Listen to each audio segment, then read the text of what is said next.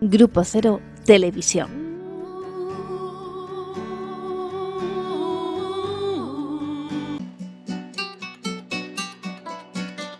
No estamos exactamente en ningún sitio. Somos esos arcángeles negros que solo aparecen para enfrentarse con la muerte. Saludos, compañeras. Hola, ¿qué Buenas, tal? buenas. Hola, una semana más. Aceptar, ¿no? Poesía más poesía, sí. Estamos. Programa número 307. Aceptar. Recordamos a los espectadores que vean por primera vez este vídeo que Poesía más Poesía es un programa de televisión, de la televisión Grupo Cero, y también es una revista disponible gratuitamente en la página web poesiamaspoesia.com, que están invitados a visitar la página web y a suscribirse, es totalmente gratuito. Cada semana van a recibir en su correo electrónico el nuevo ejemplar semanal que realizamos y están todos invitados también a dejar sus comentarios ahí al respecto de las lecturas. ¿A qué poeta vamos a conocer hoy? Hoy a José Agustín Goytisolo, poeta nacido en Barcelona, en el seno de una familia acomodada de origen vasco, hermano mayor de los novelistas Luis Goytisolo y Juan Goytisolo. Este destacó especialmente como poeta, aunque también llevó a cabo una importante labor como traductor, además de escribir artículos sobre literatura y unos pocos cuentos. Su padre era un ingeniero químico que se casó con una joven de la buena sociedad, Julia Gay, que pertenecía a la burguesía barcelonesa. Antes de la guerra, el padre, José María, ejercía su carrera de químico y la madre, Julia, cuidaba de Marta, Pepito, Juan y Luis. Durante la primera infancia de Pepito, que era José Agustín, su padre le hizo sentir como un intruso porque no podía olvidar a su hijo Antonio que había muerto. El drama familiar se produjo en 1938, cuando la madre, Julia Gay, falleció víctima de un bombardeo fascista durante la Guerra Civil. La pérdida de la madre marcó la existencia de los hijos, que se educaron en el colegio de los jesuitas de Sarriá y posteriormente en los hermanos de las escuelas cristianas. Ese pequeño reino afortunado que había sido su casa se fue disolviendo cuando llegó la guerra civil, el padre en la cárcel, luego muy enfermo, y la terrible desgracia de la muerte de la madre en un bombardeo. 4 niños desolados, desorientados, y el padre en la cama y con una fuerte depresión. Cuenta Goytisolo. Mi madre murió el 17 de marzo de 1938 en el Paseo de Gracia, en un bombardeo de la aviación italiana, creo. Los aviones venían desde Palma de Mallorca, entraban por Siges, daban la vuelta a la sierra de Collserola y descretaban en Tibidabo. Lo hacían así para evitar el fuego de la artillería antiaérea republicana que estaba en Montjuïc y que no podían disparar cuando los aviones estaban encima de Barcelona, pues sus disparos dañarían aún más a la ciudad. Entonces, los aviones fascistas se tiraban en picado y todas las calles de sentido norte-sur eran ametralladas o bombardeadas. Mi madre murió a causa de una bomba. Parece ser que por la onda de la explosión y no por la metralla. Hay quien me dijo que entró caminando en la portería del número 17 del Paseo de Gracia, una casa que ya no existe. Había ido a Barcelona para comprar cosas para mi padre y para mí, porque el 19 de marzo era nuestro santo. José Agustín acusó mucho la pérdida de la madre, de su defensora.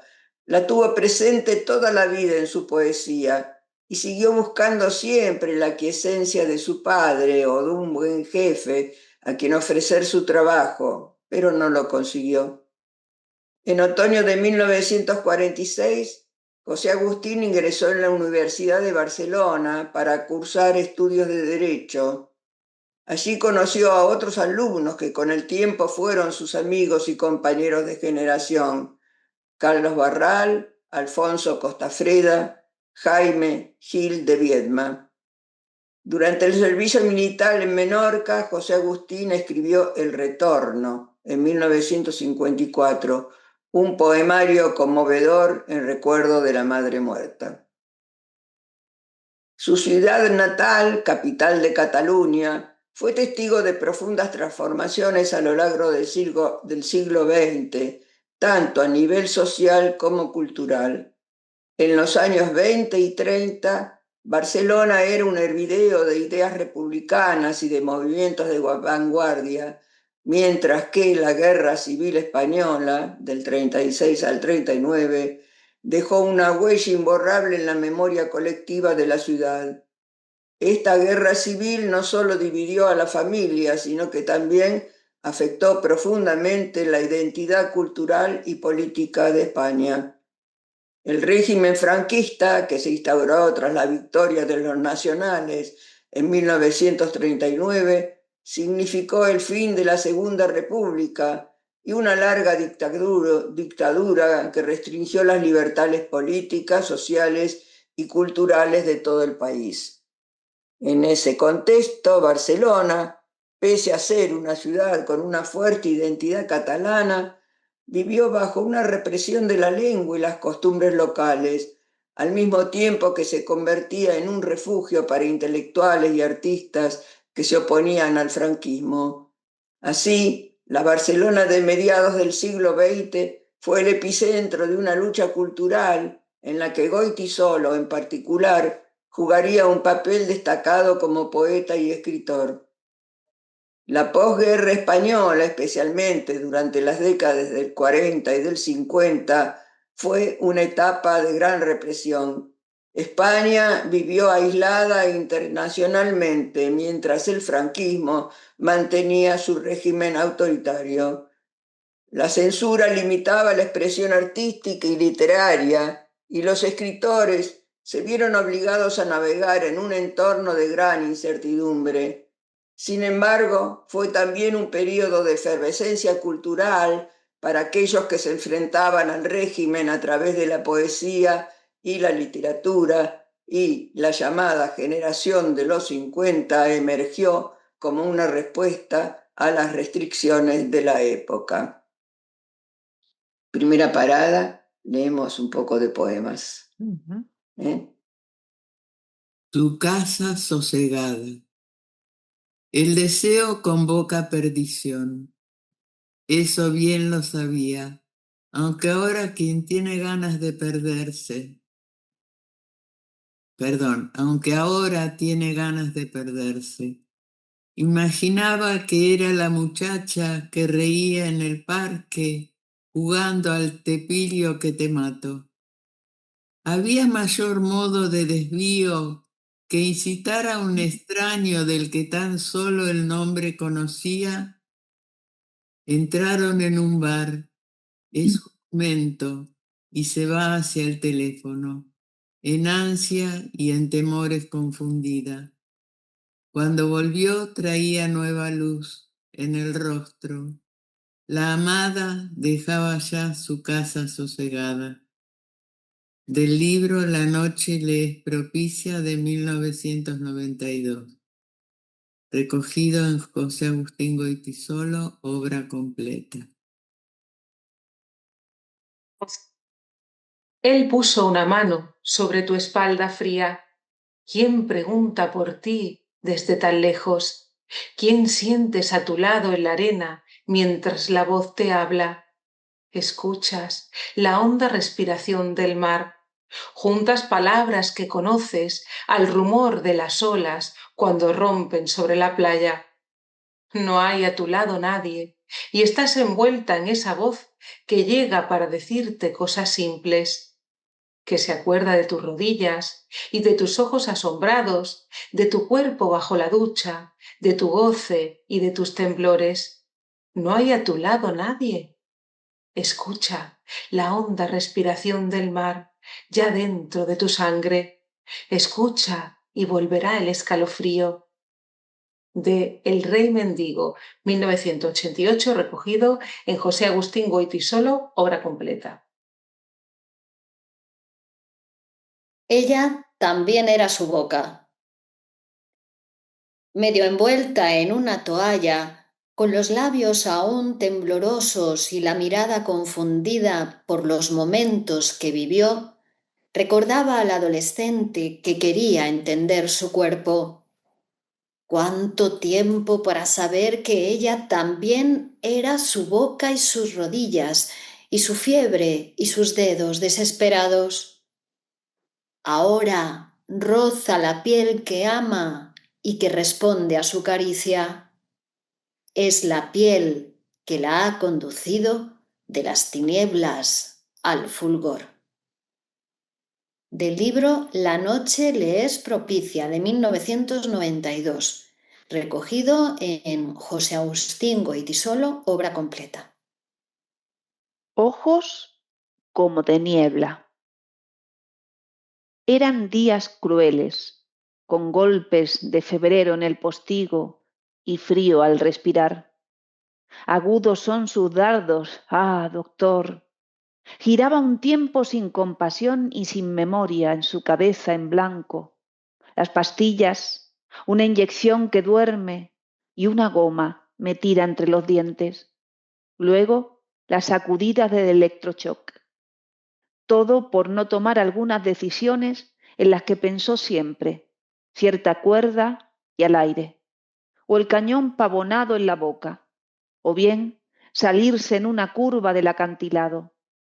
Él sobraba, gran Dios, pero tenía cosas que hacer y nadie reparó en sus ojos como de niebla, en su chaqueta vacilante o en un silencio que pedía ayuda. Los días más crueles dejaron de asediarle y él sanó y regresó a la casa con su gente y olvidó lo vivido. Luego pasaron muchos años y al final el enfermo y los suyos, con memoria o sin ella, murieron todos de su propia muerte. Del libro El Rey Mendigo, segunda parte, 1988, recogido en José Agustín Goytisolo, obra completa. Amapola única. Por la ira fui un niño sin sonrisa, un hombre derrotado.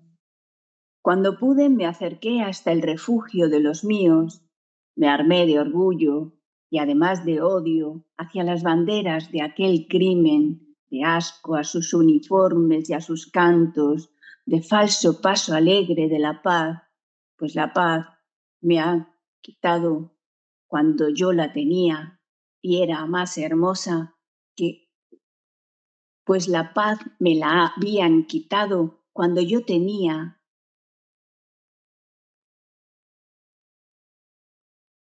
Pues la paz me la habían quitado cuando yo la tenía y era más hermosa que una amapola única en medio de un trigal o de un desierto.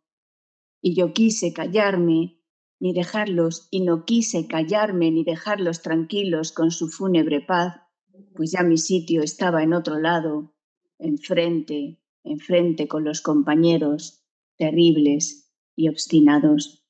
De Final de un adiós, 1984, recogido en José Agustín Goytisolo, obra completa. Perdón. Al lado de los vivos, porque da miedo resbalar, porque aterra caer por la pendiente como una sucia gota.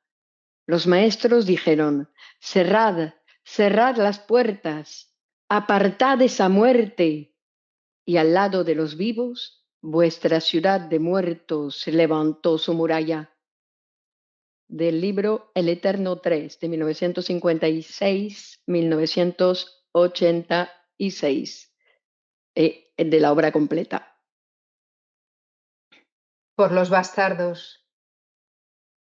por los bastardos, por los sucios criados de la muerte, por los altivos adoradores del dios de las batallas, por los melancólicos, por los hijos del hipo, por los engendrados en una noche de tentación, por los caritativos de las últimas migas, por los dulcísimos usureros de la verdad, por los embaucadores, por los infinitos rastreros, por los cuerdos de la antigua locura, por los humildes, por los mezquinos, por los ciegos, por todos los malnacidos de la tierra, estás solo presente en mi recuerdo.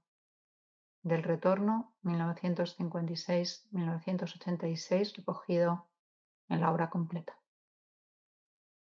Muy bien. Continuamos el texto.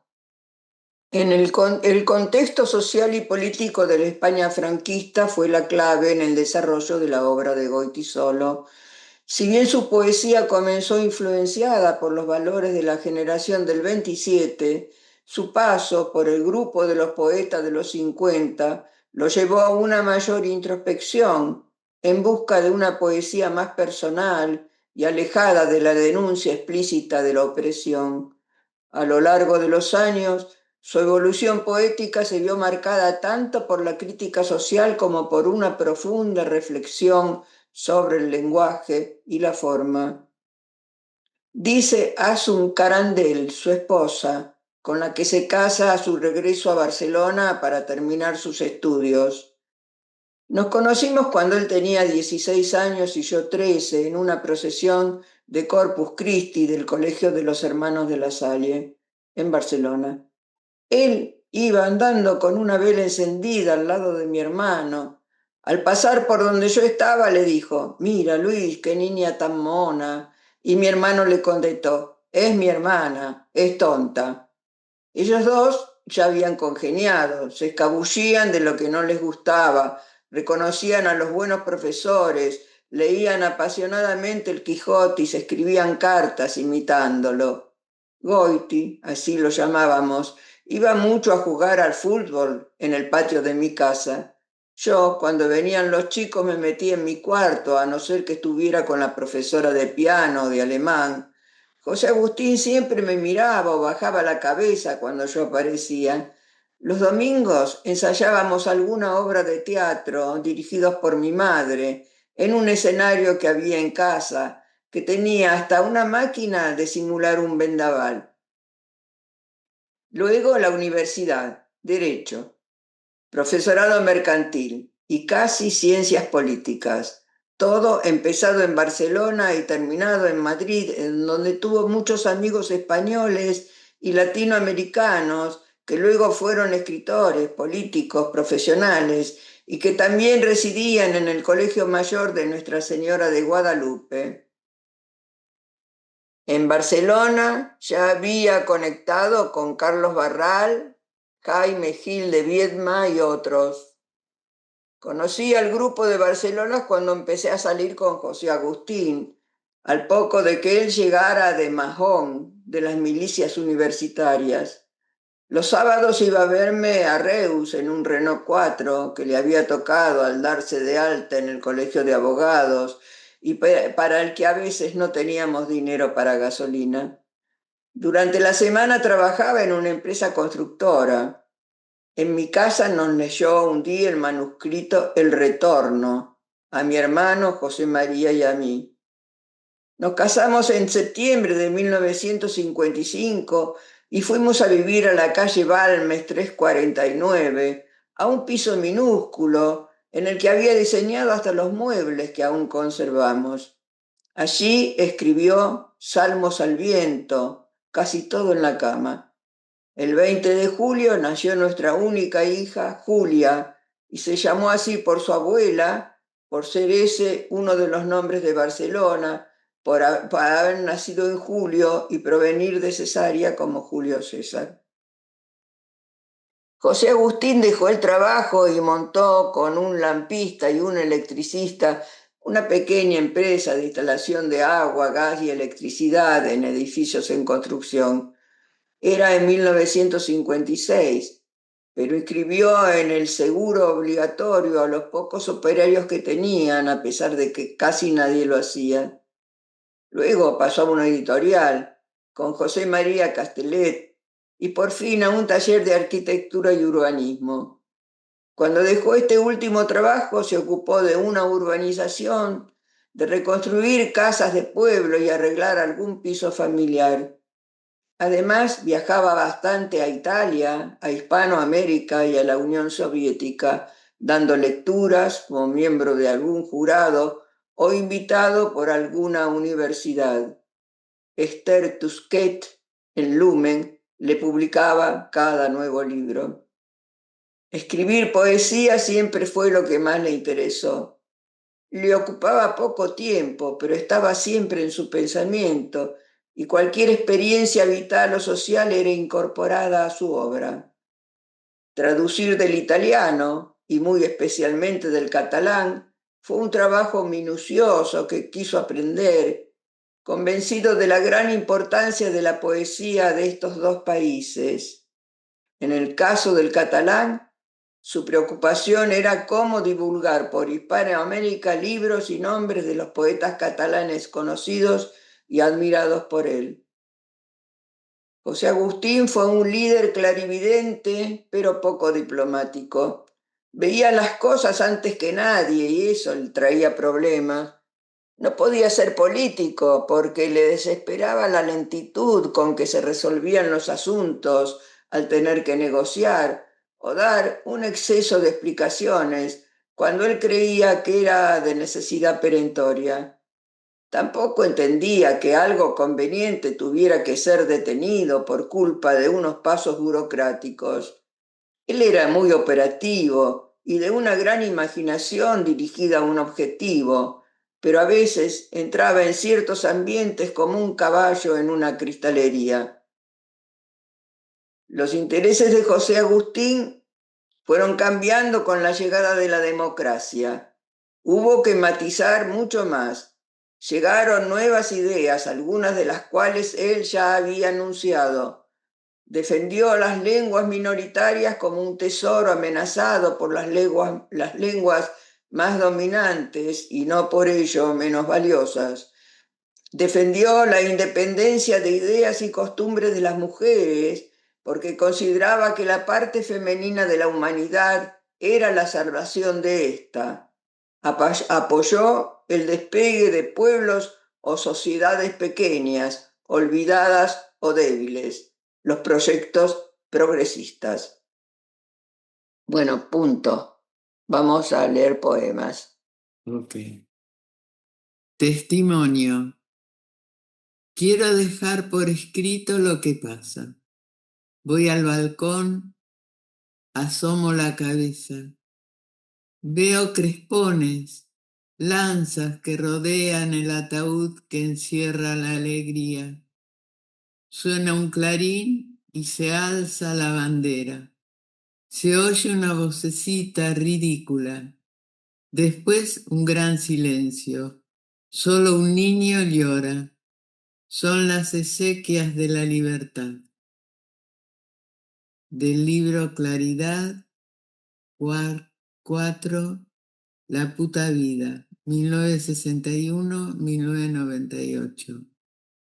Recogido en José Agustín Goytisolo, obra completa. La vocecita ridícula era la de Franco, ¿no?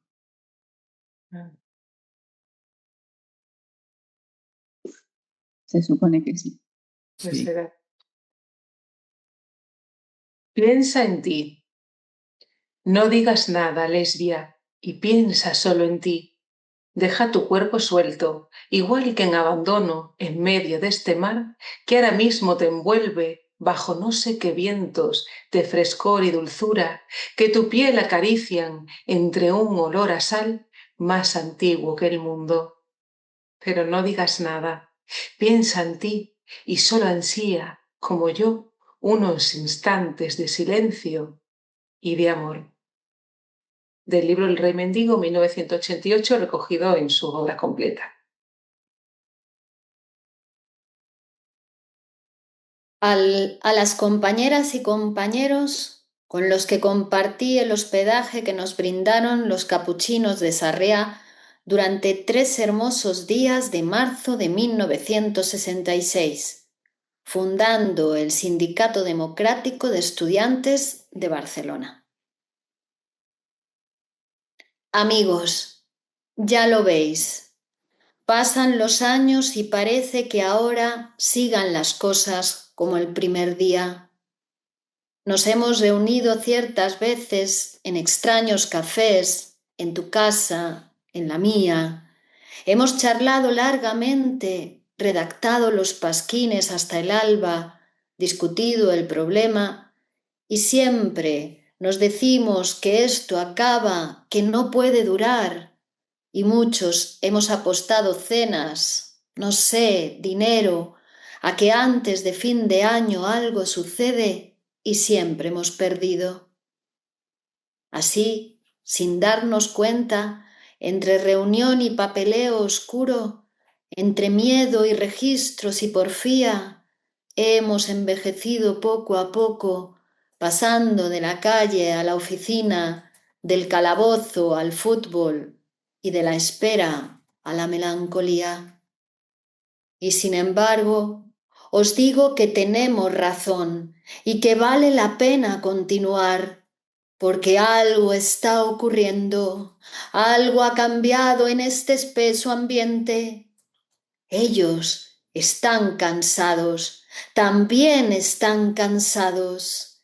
Gritan y cantan para no admitirlo, mas sus camisas mudan de color y duermen mal y toman pastillitas, ponen dinero en Berna o en Manila y no saben que el peligro está cerca, muy cerca, no en Cuba ni en Angola, sino en su casa, en medio de sus hijos, en sus despachos y hasta en las iglesias, porque el mundo camina con el paso implacable de hombres como vosotros, que creen en la vida y que por eso mueven el mundo sin pegar un tiro, mientras sea posible, o bien pegándolo.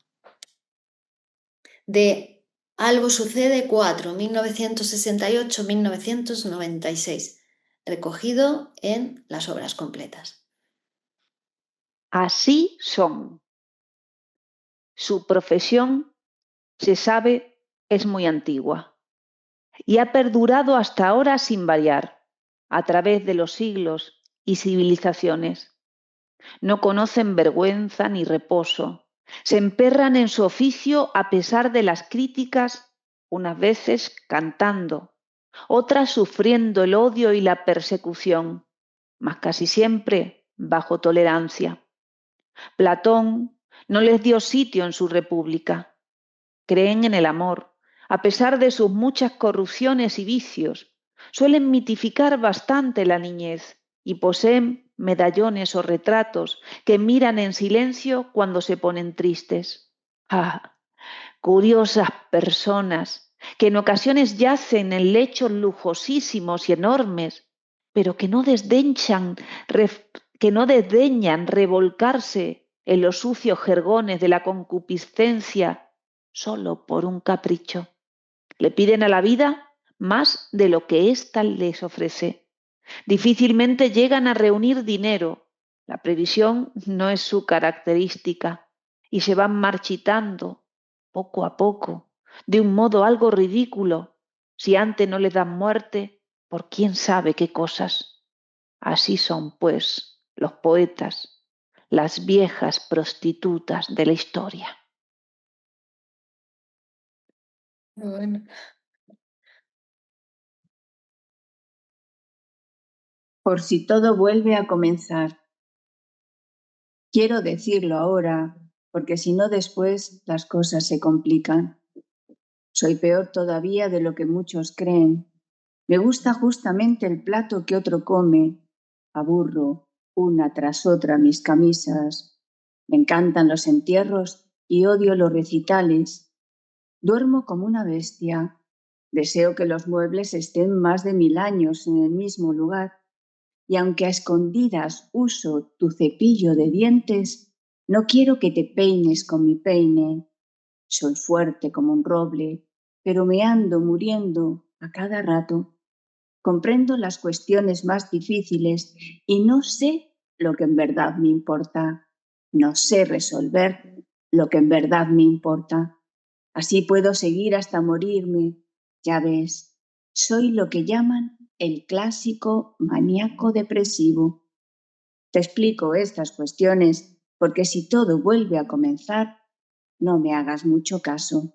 Acuérdate.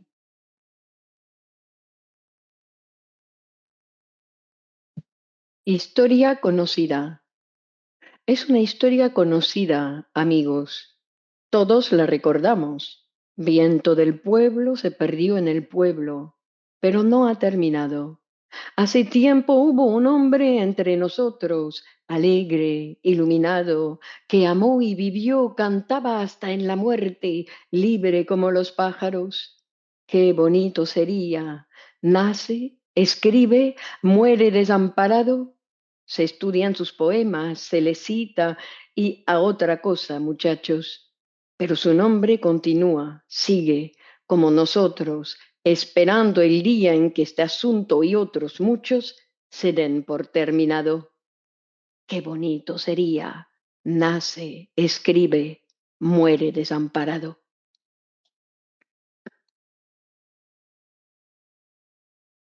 Y saluda a su ausencia. Noche de los amantes, la seducen los momentos que vive.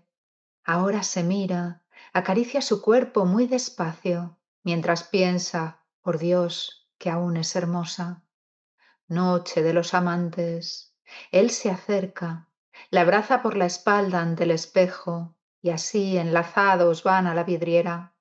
Puso la mano ahí, tacto y dulzura. Noche de los amantes, ella observa la ciudad ardiente y cree ver su casa lejos entre otras muchas. Mueve un brazo y saluda a su ausencia y se estremece.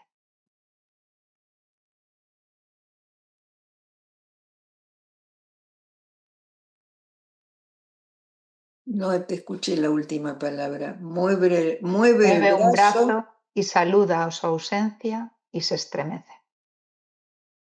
Muy bien.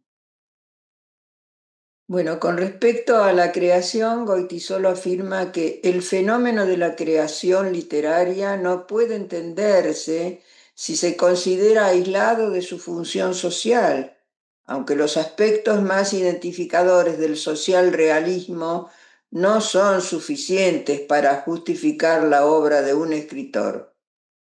Está citado en Provencio, 1988. Y es que para este autor no se deben confundir los buenos sentimientos con la buena lírica. Esto lo dijo en 1977. A Goytisolo no le gustaba la imagen de poeta del pueblo y luchaba contra ella, defendiendo que la escritura no tiene una misión exclusivamente social, también, o quizás sobre todo, cumple una función personal que acaba por adquirir una dimensión universal. A este respecto vuelven a ser reveladas las palabras del autor. Escribir me ha ayudado a vivir, a estar alegre entre tanto desastre y tanta miseria moral y real, entre tanta mediocridad y cobardía. José Agustín era, como decía Paco Ibáñez, triste para él y alegre para los demás. Nos enseñó muchas cosas con y sin palabras y dejó a quien quisiera seguirla la llama ardiendo de su poesía. En sus primeros escritos se vio influenciado por los poetas de la generación del 27, como Federico García Lorca y Rafael Alberti, pero también por la corriente existencialista y la poesía social que definió a la generación anterior.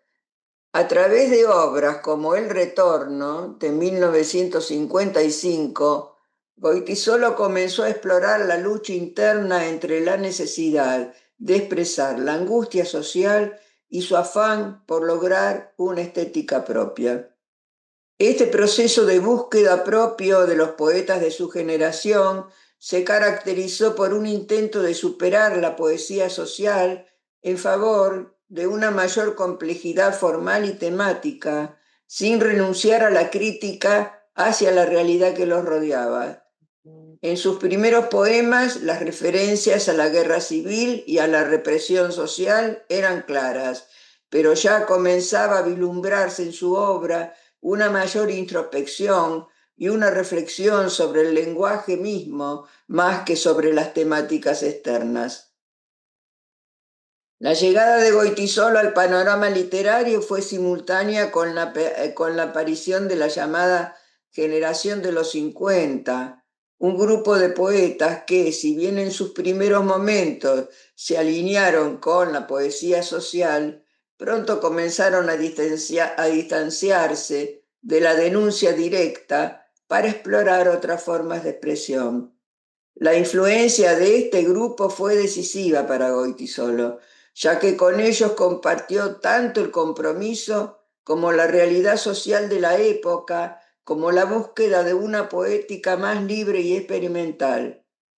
En la generación del 50 tenemos a Ángel González, Pepe Caballero Bonal, Jaime Gil de Viedma, José Ángel Valente, Antonio Gamonedo, poetas hijos de la guerra que unieron la reivindicación social con una nueva lírica y reflexiones sobre el lenguaje.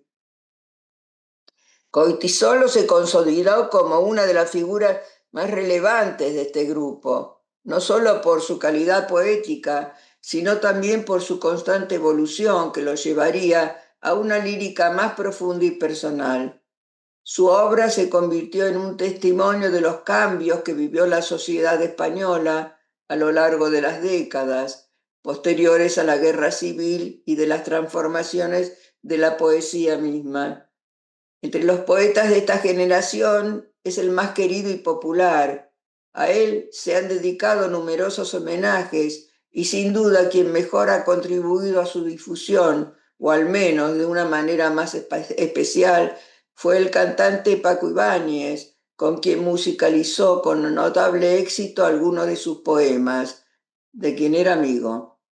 Jamás militó en ningún partido político, pero destacó siempre su participación en actos de rebeldía contra el régimen franquista.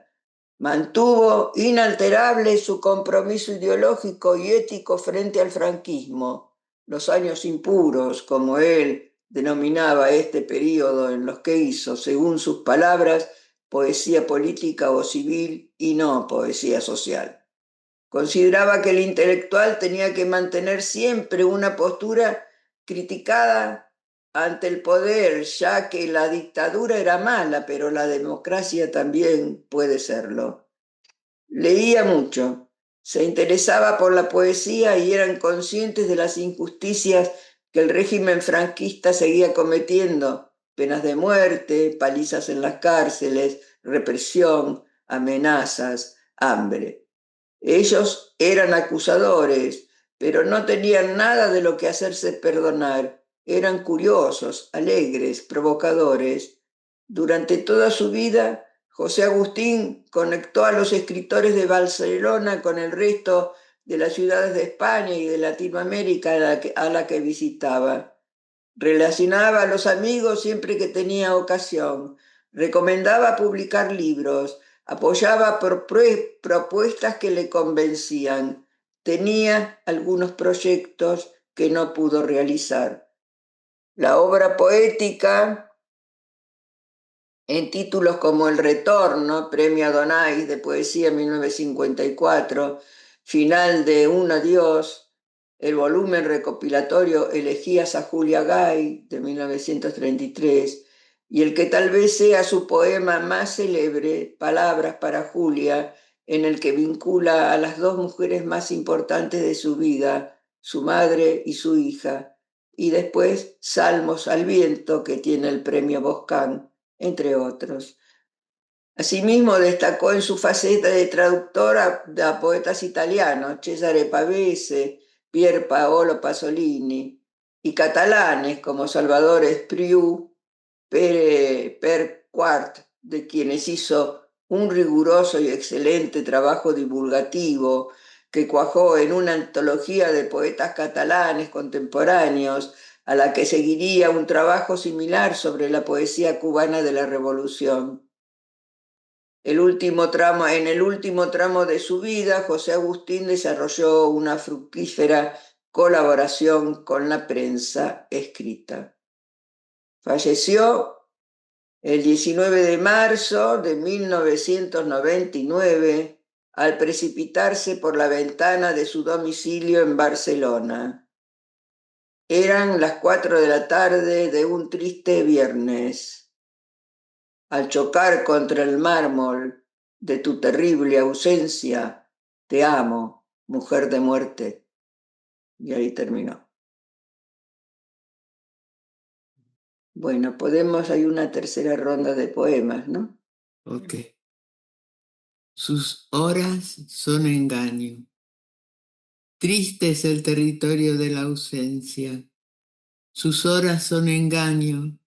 Desfiguran ruidos, olores y contornos, y en sus fronteras deben entenderse las cosas al revés.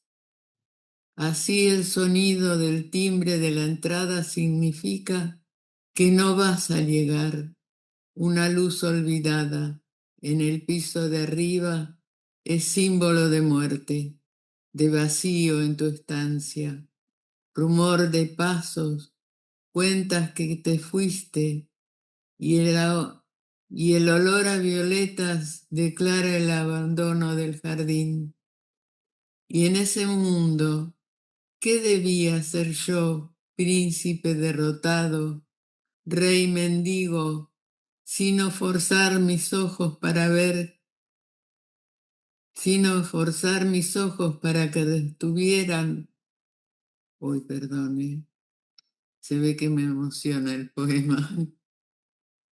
Y en este mundo, ¿qué debía ser yo, príncipe derrotado, rey mendigo, sino forzar mis ojos para que retuvieran aquel inexpresable color miel suave y cambiante de tus cabellos, de final de un adiós? Tacto y aire fino. Toda la noche comenzaba todo, toda la noche amor, toda la noche claridad y vehemencia, toda la noche amor, toda la noche llama contra llama, toda la noche amor, toda la noche fiesta en el espejo, toda la noche amor, toda la noche amándose a sí misma, toda la noche amor, toda la noche tacto y aire fino, toda la noche amor.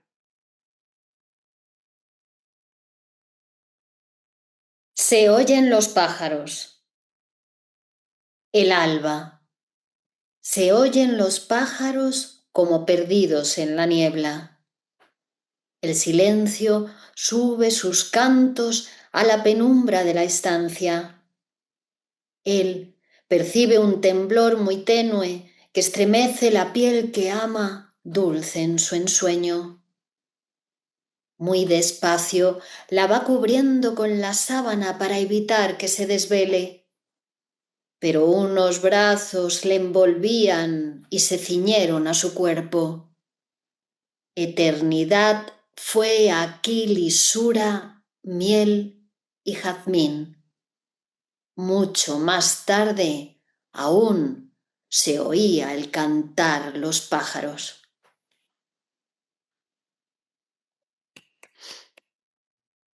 Palabras para Julia.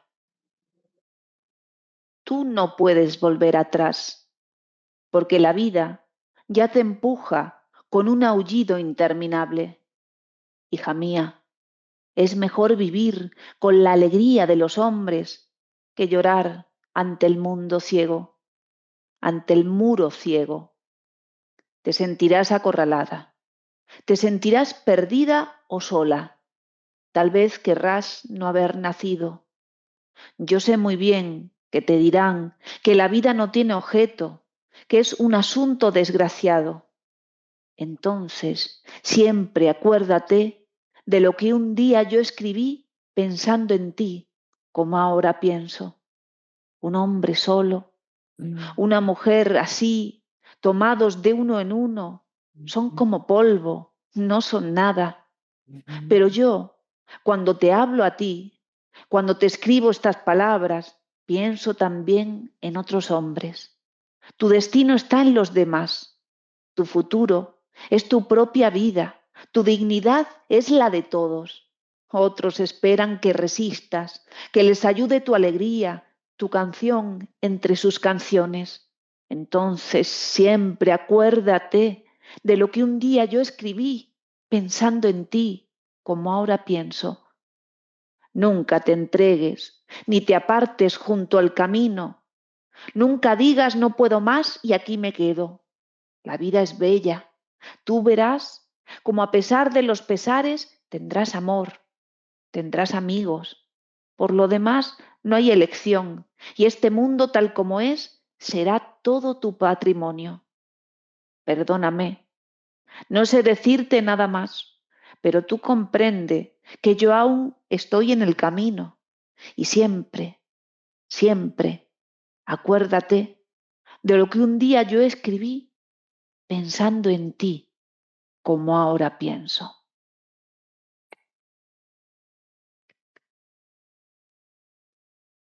Nadie está solo.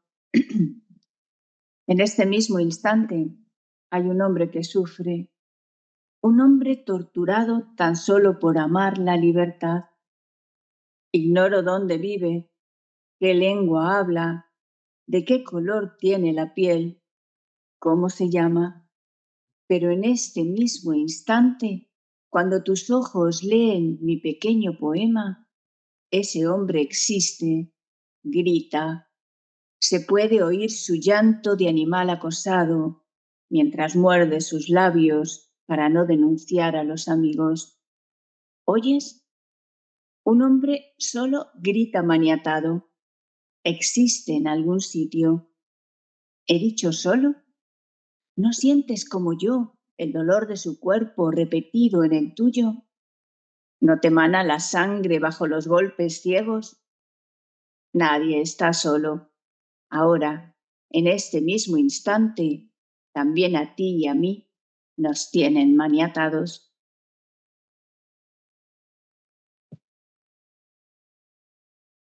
Le obliga a que la mire. Es fruto agraz al paladar y sedoso para los labios que han conocido su contorno y percibieron la afluencia. Ella jugaba aquella noche cautivada por la ternura de una voz que a su decisión solo dijo, si tú lo quieres. Ahora le obliga a que la mire para que vea lo que es suyo y lo que luego ha de perder cuando se aparte de sus ojos.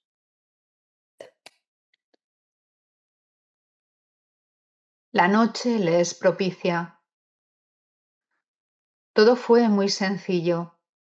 Ocurrió que las manos que ella amaba tomaron por sorpresa su piel y sus cabellos, que la lengua descubrió su deleite.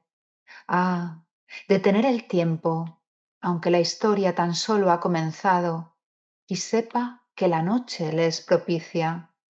Teme que con el alba continúe su sed, igual que siempre. Ahora el amor la invade una vez más. Oh tú, que estás bebiendo, apiádate de ella. Su garganta está seca, ni hablar puede, pero escucha su herida, respira la agonía de un éxtasis y el ruego. No te vayas, no, no te vayas, quiero beber yo.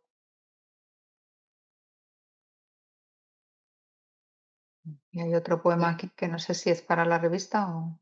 Hay 3 poemas que son para la revista, si quieren leerlos.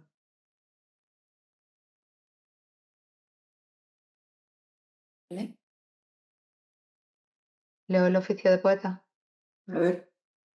El oficio del poeta. Contemplar las palabras sobre el papel escritas, medirlas, sopesar su cuerpo en el conjunto del poema y después, igual que un artesano, separarse a mirar cómo la luz emerge de la sutil textura.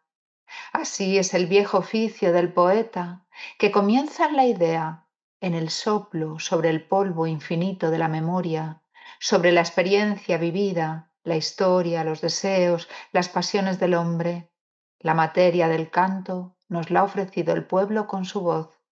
Devolvamos las palabras reunidas a su auténtico dueño.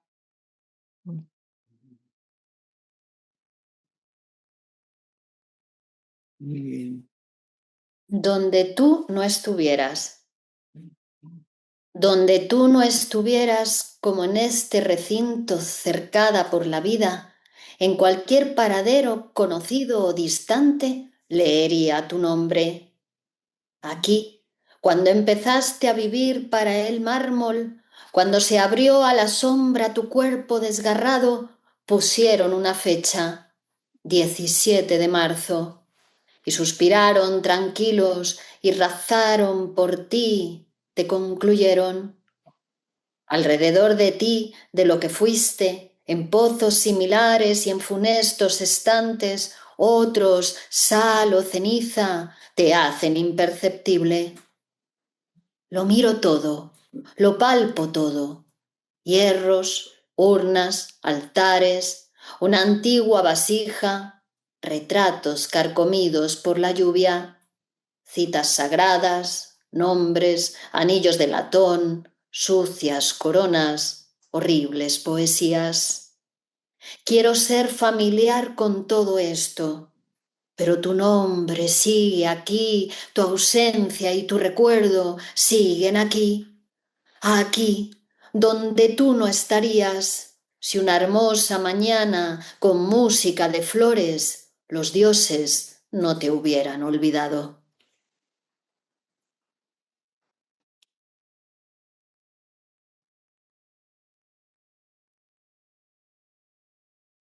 Venga, Elena. El aire huele a humo, dedicado a Gabriel Celaya.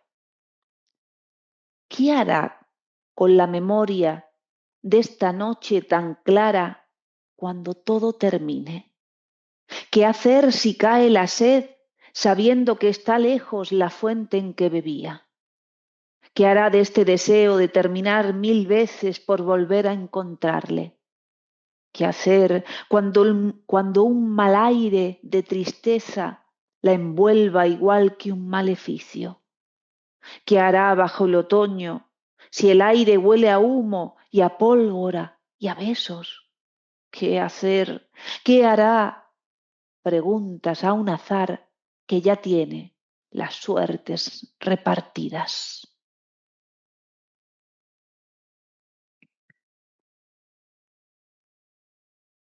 Bueno, Lindo poeta, gracias. Qué bueno. Las últimas versos que leíste de la biografía eran de Goytisolo, Y ya lo estaba advirtiendo que era un maníaco depresivo, ¿no? En uno de los versos anteriores. de Goytisolo y después también de su mujer, que leí cosas la historia. Ujú. Que el último verso, cuando él cae, Eso. que dicen que se cayó del balcón, unos dicen que fue un intento de suicidio y otros dicen que estaba subido arreglando una persiana y que trastabilló y se cayó. Eso dice la familia. Los críticos dicen que se suicidó. Y ahí este verso es de él. Eran las 4 de la tarde de un triste viernes. Al chocar contra el mármol de tu terrible ausencia, te amo, mujer de muerte. Esos son de él. Ese es de él. Wow. Qué bueno. ¿Qué edad Bueno, tenía cuando murió? ¿eh? ¿Qué edad tenía? Había nacido en el... En 1999 murió Sí. y nació en el 30 y pico, ¿no? En el 38. En- No lo No, pone. en el 38 ya estaba en guerra. Porque No lo ponen, ¿no? Aquí cuando nació. Antes. Ah, no lo pone. Bueno, lo buscan. Está bien. No nació, siempre estuvo. En el 38 muere la madre y él era un niño que tenía 10 años. Ah, vale. En el 20 y pico En el nació. 28 nació. En el 13 de abril 28. del 28. Entonces viví 30 años. 28 al 99, ¿cuántos años son? 99 menos 71, 71. 70. 71, justo. Sí, porque es 8 y 71. 1. Bueno, 70 porque iba a cumplir 71. Es Juan Goytisolo, ¿verdad? No, Juan- No, José es Agustín. José Agustín. Ah, vale. Los dos Juan es el hermanos otro son hermano. Ah. dos hermanos novelistas tiene, así Sí. que era una familia de artistas porque Mm.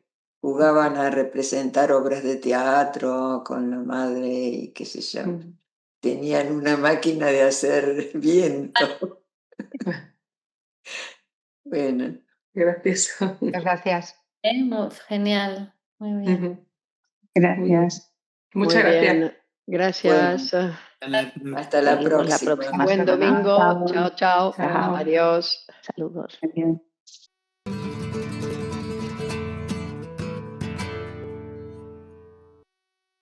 Los problemas de salud mental son cada día mayores. Son necesarios profesionales cualificados. Te ofrecemos una cuidada formación en psicoanálisis impartida por psicoanalistas con más de 20 años de experiencia clínica y en formación continua en la Escuela de Psicoanálisis Grupo Cero. Súmate a un futuro brillante. Contacta con nosotros y reserva ya tu plaza en nuestros seminarios. Si tus miedos te paran, atrévete. Comienza tu psicoanálisis.